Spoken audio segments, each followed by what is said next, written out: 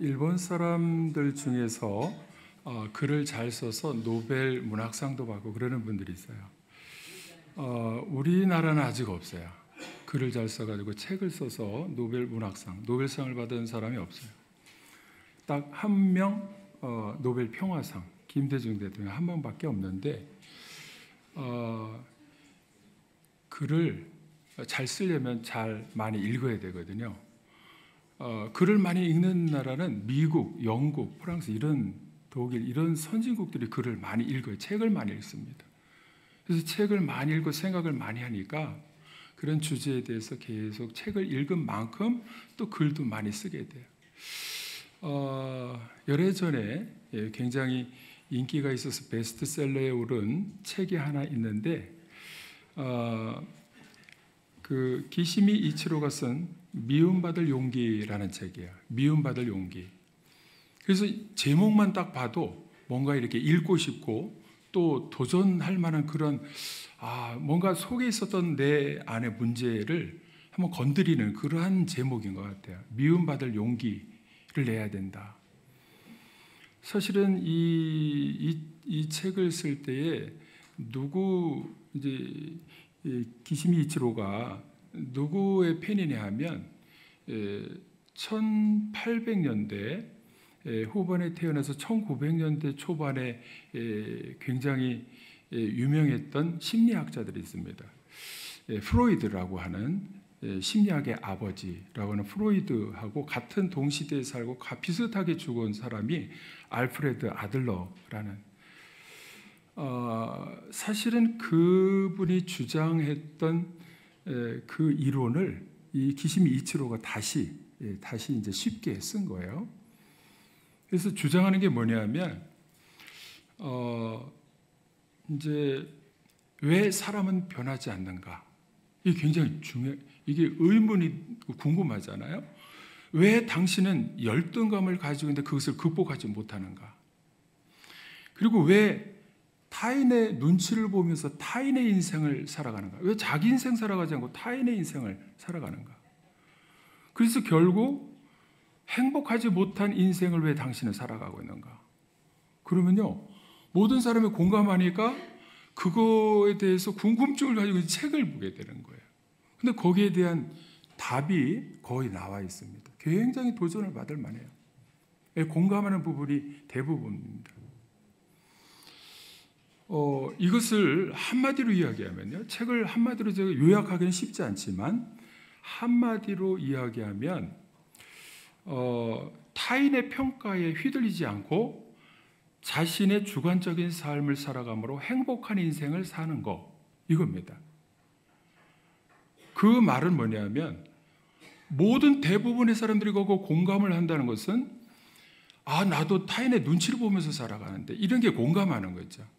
그리고 내 인생을 내 주장대로 확실하게 주관을 가지고 살아가는 것이 아니라 우리 어머님이나 아버지나 다른 친구들이나 다른 사람들 지인에 의해서 평가받는 것을 눈치를 보면서 거기에 부응해서 살려고 하는 그러한 삶을 살고 있을 때 굉장히 뭔가 이 책을 읽어보면 이 가려운 부분을 막 계속 긁어주는 내용들로 차 있습니다.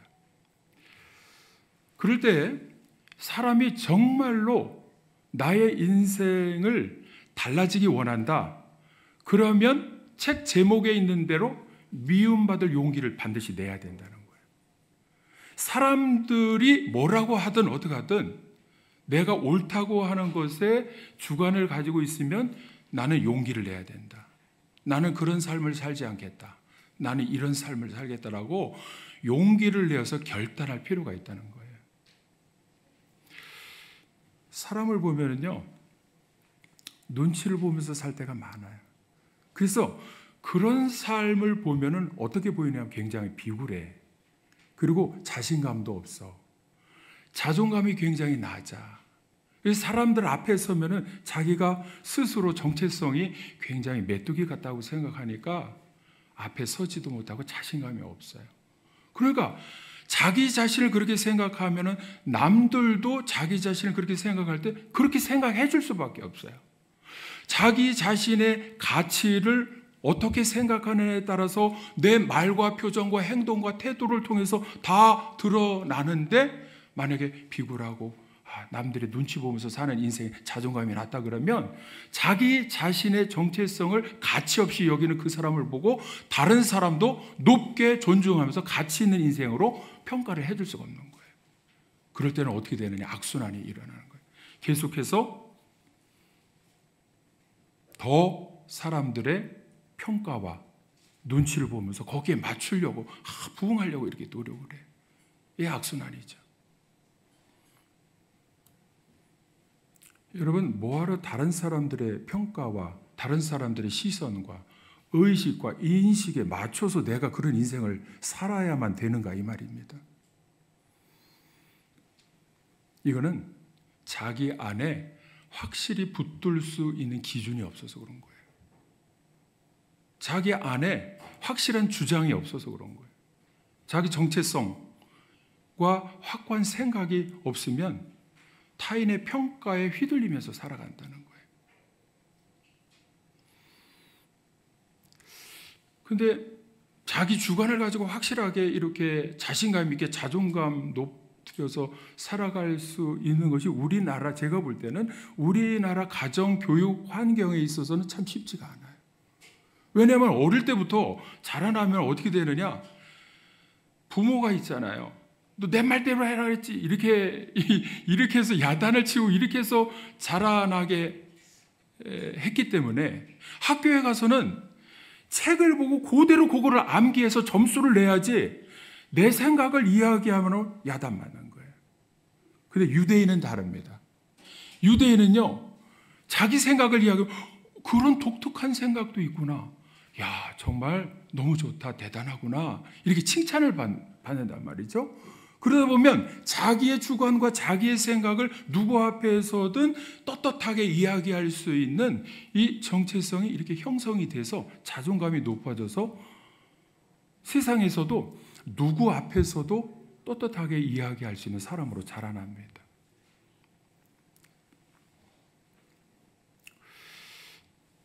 그래서 우리나라 교육 환경과 가정 교육 환경과 이것에 따라서 자라나는 우리 다음 세대가 쉽지 않아요. 자존감을 높여주고 우리 스스로도 그렇고 우리 아이들도 있잖아요. 타인의 의식을 계속 눈치 보면서 이렇게 살아가는 증거 여러분 한번 제가 대볼까요? 우리 아이들이 있잖아요. 친구가 옆에서 누구 한두 명, 세 명 이렇게 크록스 슬리퍼를 신는다. 그러면 그게 발에 굉장히 불편해도 있잖아요. 그거만 사야 돼. 여러분, 우리가 볼 때는 여름에 샌들로 물가에나 신을 수 있는 그거를 겨울에도 신고 여름에도 신고, 왜? 애들이 그렇게 신으니까. 남들의 눈치 보면서 나는 만약에 그걸 안 신으면은 놀림 받을까 봐 눈치를 보는 거예요. 자기 주관이 확고하면 나는 내가 마음에 드는 게 있어서 그거를 당당하게 신을 수 있는 자신감이 없는 거예요. 남이 크록스 그거 신으면 다 똑같이 신어야 돼. 우리 아이들이 그런 환경 속에서 자라나니까 보세요. 어느 한때는요, 옆에 이렇게 추리닝 바지를 입고 다녀. 줄 쫙 꺼져 있는 그거를 입고 다녀야 뭔가 좀 인정받는다고 생각해. 아니, 학교에서도 추리닝을 입고 다니고.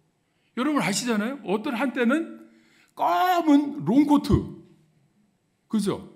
그것도 어느 메이커 그거 해야 돼. 노스 그거를 롱코트를 입고서 겨울에 딱 입어야 친구들 사이에 끼일 수가 있는 거예요. 아니, 롱코트를 입으면 발목까지 그냥 그게 질질 끌려도 그거를 입고 어색하게 이렇게 무슨 펭귄 마냥 걸어 다녀도 그렇게 입고 다녀야 인정을 받는다고 생각하는 거예요. 사실 그게 미끄러질 때는 다리가 안 벌어지니까 위험합니까? 안 위험합니까? 위험해도 그거를 입는다는 거예요.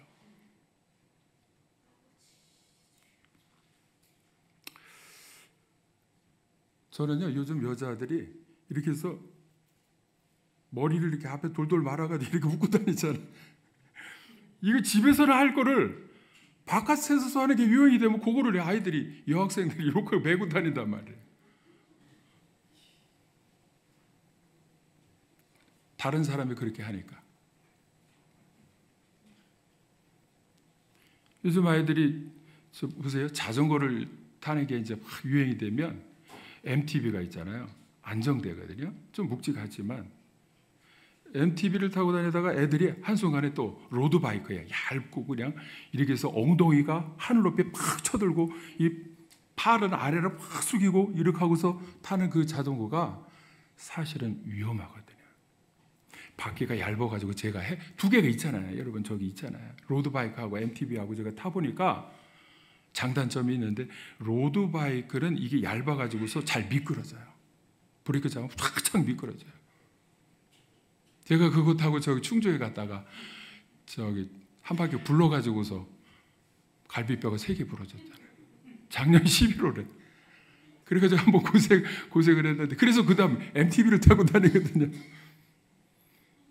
근데 요즘 아이들이 막 로드바이크 막 이렇게 엉덩이 쳐, 그게 이제 멋져 보였나 봐요.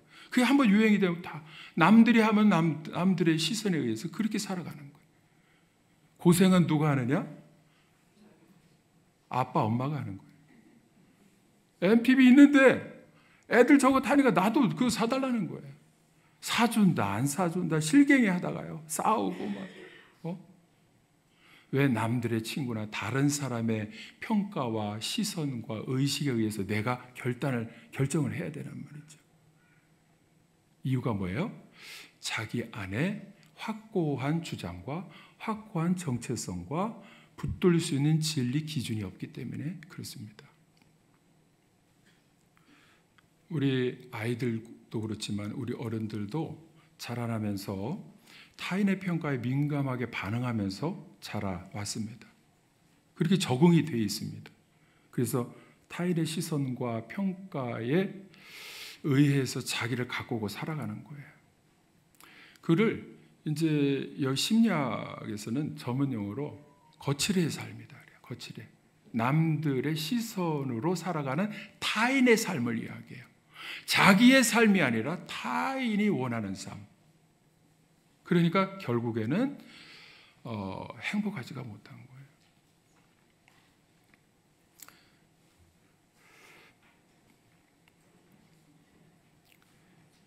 여러분, 그 알프레드 아들러하고 기시미치로가 이제 그걸 쉽게 번역이 써가지고서 주장하는 내용, 미움받을 용기라는 그 책 제목만 보더라도 미움받을 용기를 내는 것은 가능하다라고 얘기하는 거예요. 그걸 전제로 해서 말하는 것입니다.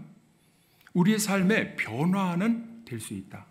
내가 다른 사람, 타인의 평가에 의해서 다른 사람의 삶을 살아가는 것이 아니라 나는 미움받을 용기를 낼 수 있다라는 가능성을 전제로 말하고 있습니다.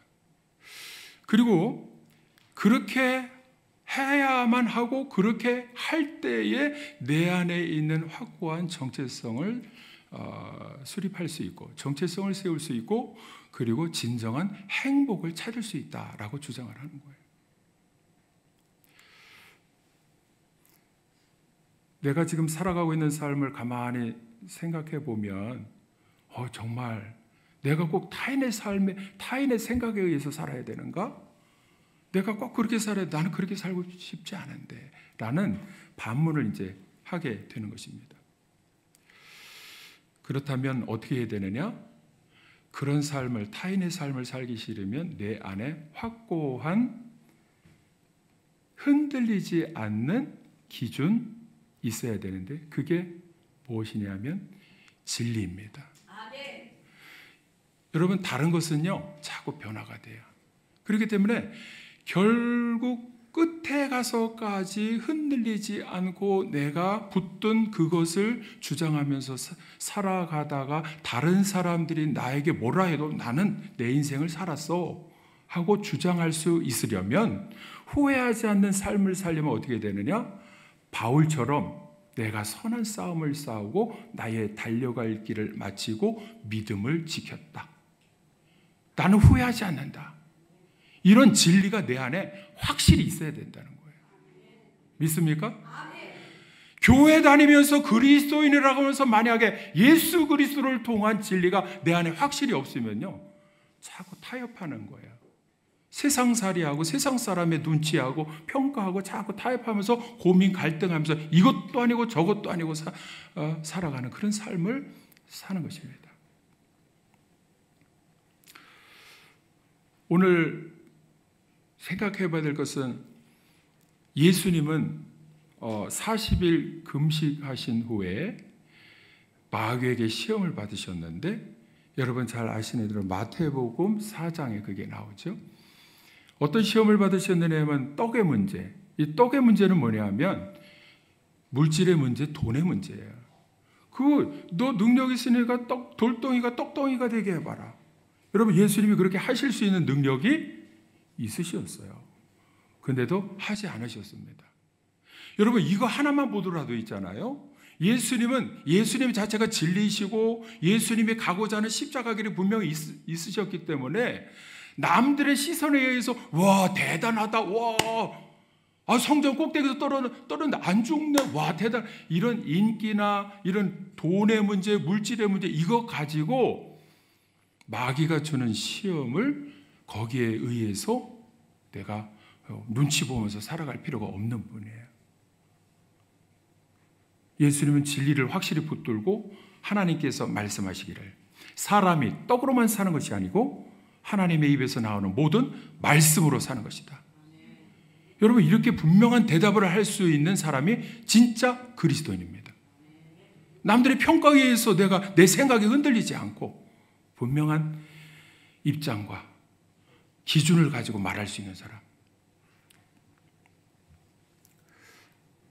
대부분의 사람들이요, 어떤 때 문제가 되냐면 이 세 가지, 떡의 문제, 인기의 문제, 모든 세상 권력의 문제, 이것을 가지고 마귀가 계속 시험할 때, 현혹할 때에 자기의 안에 확실한 기준과 진리가 없으면 어떻게 되느냐? 순간 유혹에 넘어가는 거예요. 돈의 문제도 돈이 있으면 무엇인가 그거를 통해서 무엇인가 보여주려고 하는 거예요. 여러분, 우리 그리스도인은요, 그거 없어도 영원히 삽니다. 믿습니까? 여러분, 이런 확실한 믿음이 없으면요, 그거 가지고 뭔가 보여주려고 그러는 거예요. 권력을 가지고 무엇인가 사람 앞에 나는 이런 사람이라고 하는 것을 보여주려고 합니다. 권력은요, 원래 목적이 뭐예요? 하나님이 주신 권력은 다른 사람을 위해서, 국민을 위해서 섬기라고 주신 하나님의 도구죠. 다윗 같은 사람이 하나님 앞에 권세를 받았을 때에 아무리 연약한 사람이 비난하고 그래도 내버려 두어라, 하나님이 판단하시게. 자기가 그 권세를 가지고 이렇게 저렇게 죽이고 살리고 그러지 않았습니다. 여러분, 이게 진리예요. 이게 내 안에 있는 확실한 진리의 말씀을 붙들고 살아갈 때에 사람들의 눈치, 사람들이 1000명, 10,000명 막 이렇게 모여서 뭘 한다 해도 그것에 휘둘리지 않는 진리가 내 안에 있으면 나는 행복한 삶을 살 수가 있습니다. 아멘. 믿습니까? 아멘. 오늘 본문 말씀 한번 보겠습니다. 본문 같이 읽어보겠습니다. 요한복음 15장 18, 19절 시작.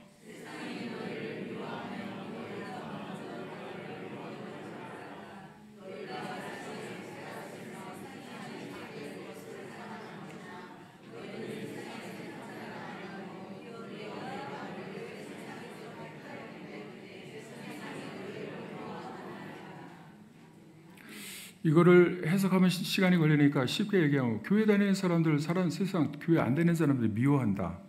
그러면 왜 미워합니까? 사실 우리 교회 다니는 사람들이 더 뭔가 사랑하고 용서하려고 하고 또 봉사도 해주려고 하고 기도해 주려고 하고 잘못하는 게 사실은 이렇게 보면 별로 없는데도 교회 다니는 사람, 그리고 교회를 미워해요. 주님의 몸인 교회를 미워해요. 그래서 예수님께서 내가 분명히 가르쳐 주는데 세상 사람이 너를 미워하면 너를 미워하는 거 아니야, 나를 미워해서 그래. 이걸 가르쳐 주시는 겁니다. 여러분, 미움을 받을 때가 언제입니까? 여러분, 신앙생활하면서 미움을 받을 때가 언제입니까? 사실 따지고 보면요, 죄인들끼리 살면서 죄를 짓고 죄를 덮어주면서 모르는 척 해주고 막 이렇게 하면 같이 어울려서 잘 살아갈 수가 있어요.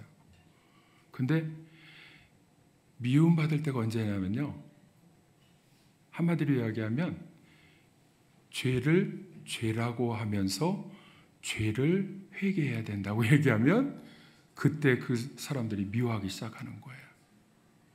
그럴 순간이 언제입니까? 그렇게 죄를 지적하고 죄는 죄라고 하고 죄에 대해서 해결책은 바로 예수님이 십자가에 달려 돌아가신 보혈의 피로 공로로 믿을 때에 해결을 받을 수 있다. 이렇게 말할 때가 언제입니까? 전도할 때예요. 여러분, 전도하지 않고 만약에 그냥 사람들과 어울려 식사하고 놀러 다니면서 같이 전도 한마디 안 하고 그냥 같이 어울려서 지내면요, 우리도 환영받고 사랑받을 수가 있어요. 세상 사람들 앞에. 오늘 예수님이 그렇게 말씀하시잖아요. 너희가 세상에 속하였으면 세상이 자기의 것을 사랑할 것이나, 너희가 세상에 속하였던 세상은 뭐냐 하면 죄악된 세상이에요. 죄악된 세상에서 살아가면서 같이 어울려서 살면 죄인끼리 모여서 서로 사랑해 준다는 거예요. 그런데 너희는 세상에 속한 자가 아니라는 거예요. 누구에게 속했습니까? 예수님께 속했습니다. 예수님이 먼저 우리를 택하여 주셨어요. 여러분, 그걸 우리는 확실히 인식을 해야 됩니다. 여러분, 믿습니까? 그걸 인식하지 못하면은 다 같이 어울려서 살아가는 거, 편안하게 조롱당하지 않고 이렇게 살아가는 것을 선택하고 세상 사람들과 죄를 죄라고 하지 않고 그냥 같이 살아갈 수도 있습니다. 진짜 그리스도는 아니죠. 요한복음 7장 7절 한번 보겠습니다. 왜 세상 사람들이 우리를 미워하는가? 교회를 미워하고 교회를 핍박하는가? 시작. 세상이 너희를 미워할지 나를 미워하나니 이는 내가 세상의 일들을 악하다고. 이유가 있죠. 분명한 기준이 있어요. 예수님이 세상을 악하다고, 죄라고, 죄악된 세상이라고. 예수님은 그것 때문에 오셨거든요. 예수님이 오신 목적과 우리를 불러주시고 택하여 주신 목적과 우리 교회를 세우시고 교회를 통해서 하고자 하는 사명을 주신 거, 이게 뭐냐? 죄를 드러내서 죄의 해결책은 예수님의 십자가라는 거. 이게 복음을 증언하는 것이고 이게 전도하는 일입니다. 만약에 이걸 하지 않는다면 세상에서도 우리가 세상이 너희를 사랑할 것이다, 환영받는다는 거예요. 전도만 안 하면 우리도 세상에서 편안하게 살 수 있어요. 육적인 죄악된 삶으로. 근데 우리는 그럴 수가 없는 거예요. 그럴 수가 없는 거예요.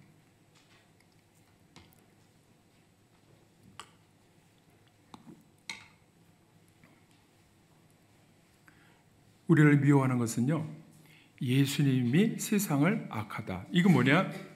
세상은 죄악된 세상이다. 죄악된 세상이 그대로 두면 멸망길로 간다. 이거를 선언을 하신 것입니다. 죄를 죄라고 하면은 죄인은 싫어합니다. 여러분, 죄를 용서함 받을 수 있는 길을 우리가 말할 때에 처음에 사람들은 다 싫어합니다. 받으려고 하지 않아요. 여러분, 예수님을 미워하고 그리고 제자들까지도 미워하고 지금 우리 교회 교인들까지도 미워하는 이유가 무엇이냐면 죄를 죄라고 지적할 때, 예수님처럼 죄를 죄라고 세상은 악하다 이렇게 선언할 때, 그때 세상 사람들이 죄가 드러나는 것이 싫어서 우리를 싫어한다는 거예요.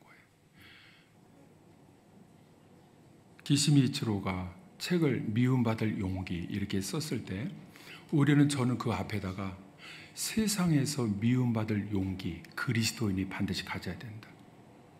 자기의 주관이 있고 주장이 있고 남 눈치 안 보면서 살아가는 그렇게 하려면은 미움받을 용기, 결단을 내야 된다고 주장하지만 자기 안에 확고한 기준이 있을 때 그것이 가능한 건데 어떤 때이냐? 우리 안에 예수님이 있을 때, 붙들 수 있는 진리가 있을 때, 그때 신앙인들은, 그리스도인들은 어떻게 되느냐?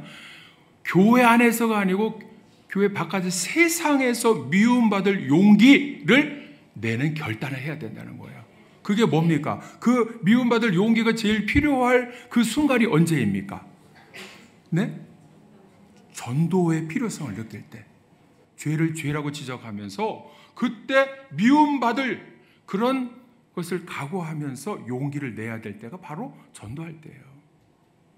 아무리 같이 좋은 관계를 지낸다 하더라도요, 전도하기 시작하면 태도가 달라져요.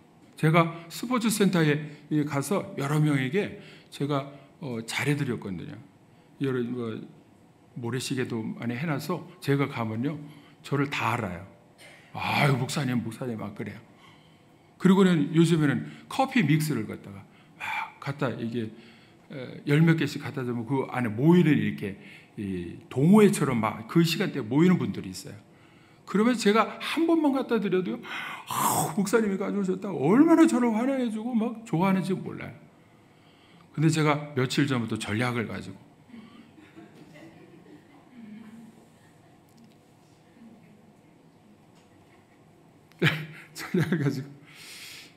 이번 11월 첫째 주에 말이죠, 우리 이 한 분이 이제 오시도록 저도 기도하고 있는데 이 색소폰을 부는 분이 있어요. 그래서 그분을 우리 교회, 제가 여기 세울 수 있는 고난이 있으니까, 다른 분은 몰라도 우리 어르신 색소폰 연주할, 특별 연주할 수 있는 기회를 드릴 때 그때 오시라고. 저는 뭐예요? 전도하려고. 괜히 뭐 이렇게. 근데 어메이징 그레이스, 나 같은 죄인 살 참 불러요. 그거 이렇게 하고 하시라고 그랬더니 그분하고 또 한 분이, 두 분을 제가 이제 차도 마시면서 교제하고 그럴 때 교회는 아니라고 그러는 거예요. 막 태도가 돌변, 죽을 때가 되는데 무슨 교회냐고 막. 야, 그래서 제가 뭐라 했냐면, 죽을 때가 가까우셨으니까 늦기 전에 교회 오셔야죠. 아니라 저를 얼마나, 나는 목사님만 보면 좋아, 왜 이렇게 이렇게 그러다가 전도를 하니까 막 돌변해. 그런 소리 하지 말라고. 다른 건 다 되는데 교회는 오라고 하지 말라고 그러는 거예요. 여러분, 우리에게 미움받을 용기가 필요한 때가 그때입니다. 그래도 전도해야 됩니다. 복음을 전해야 됩니다. 믿습니까? 우리 교인들하고 그리스도인들이요, 세상에서 미움받을 용기를 필요로 할 때, 그때 결단을 해야 되는 거예요. 나 미움받겠다. 죄를 죄라고 지적해서 정말로 필요한 예수님의 십자가가 당신에게 필요합니다. 이거를 복음을 전하려면요, 결단을 해야 되는 거예요. 믿습니까?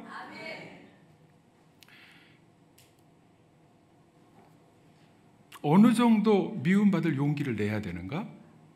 네? 어느 정도? 요즘에요, 이 뭐 정치적이라고도 할 수 있지만 저는 우리 손현보 목사님을 굉장히 좋아합니다. 얼마나 기도하면서 전도를 많이 하는지, 몇 명 안 되는 녹산제일교회를 지금 세계로 교회로 부흥성장시켜서 지난주에도 거기에 그 우남 세계로 국제 스쿨을 만들어서 제가 그냥 비전을 품고 있는 학교를 통해서 교인들이 지금 5,500석에 수천 명이 모여서 예배를 드리고 있어요. 그만큼 기도하고 전도하는데 목숨 건 분이에요. 근데 이 정부에서 지금 자꾸 여성 성평등 가족위원회를 만들어가지고 교회가 주장하는 동성애나 이런 거를 자꾸 실행하려고 정부 권력을 가지고 하니까 이거는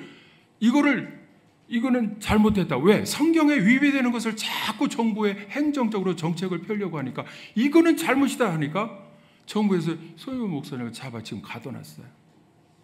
김장한 극동방송 김장한 목사님도 압수수색을 하고 지금 오라고 자꾸 불러드리고, 여의도 수북의 이영우 목사님도 압수수색을 하고, 여러분, 세계 역사에 이런 유례가 없어요. 주의 종들을요 잡아 가두고 죽이고 하는 일은요 아방 시대나 있었던 일이에요. 그럼 우리가 어느 정도 이렇게 용기를 내어서 그거는 잘못됐다, 나단 선지자처럼 책망할 때에, 세례 요한은 잘못됐다고 책망할 때 헤롯에 의해서 참수당했고, 그러나 나단 선지자는 왕을 잘 만나면 다윗과 같이 회개하고 엎드리고 나라를 다시 바로 세우는 계기로 만들 때에, 여러분, 우리는 복음을 전할 때는요 용기가 필요할 때는 분명히 선언을 할 수가 있어야 됩니다. 믿습니까? 여러분, 성경에 보면 어느 정도 복음을 위해서 용기를 내야 되느냐, 어디까지냐 하면 한마디로 순교하기까지예요. 복음을 위해서 이 죄악된 성경에 위배되고 또 성경의 복음을 위해서 죄를 지적하고 이렇게 해서 분명히 복음이 필요한 곳에 복음을 전할 수 있는 결단은 미움받을 용기를 담대하게 결단을 해야 됩니다. 믿습니까? 여러분, 우리가 그리스도인으로 살면서 세상에서 미움을 받지 않는다. 그럼 오늘 주님이 하신 말씀 통해서 보면 문제가 있는 거예요. 미움을 받는 것이 정상인 거예요. 미움을 받지 않는다는 것은 죄를 죄라고 지적하면서 예수님이 필요한 복음을 전하지 않고 있다는 거죠.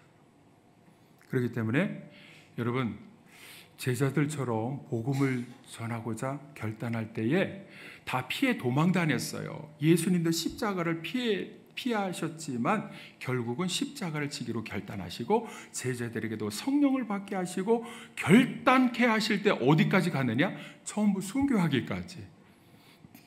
자기 살고자 하면 다른 사람들의 눈치에 의해서 사는 삶이 되고, 예수님을 위해서 살려고 하면 순교하기까지 복음을 전하겠다, 미움받을 용기를 나는 내겠다라고 결단하는 사람이 진짜 그리스도인인 줄로 믿습니다. 전도하지 못하면은요 누구 눈치를 봅니까?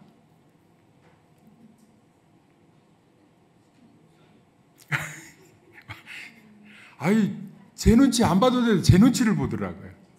제가 하도 전도를 얘기하니까 저만 보면 전도 못하면은요 이렇게 슬슬 피해 화장실로 슬슬 도망가고, 제 눈치를 볼 게 아닌데 자기 안에 예수님 있으면 예수님을 사랑하는 마음으로, 세상은 죄악되기 때문에 예수님을 미워한다 그러셨으면 우리에게 그 사명을 맡겨주신 죄 때문에 멸망받지 않고 살 길이 있습니다. 예수님을 믿으면 살 수 있습니다. 이렇게 복음을 전하는 미움받을 용기를 탁 결단할 때에 하나님께서 사자를 통해서 예수님을 도와주셨고, 바울이 감옥에서도 간수를 전도하면서 전도의 문이 열리게 해주신 것처럼 우리도 미움받을 용기를 세상에서 결단할 때에 하나님께서 도와주심으로 많은 영혼 구원의 열매 맺는 저와 여러분들이 되어질 줄로 믿습니다. 기도하시겠습니다.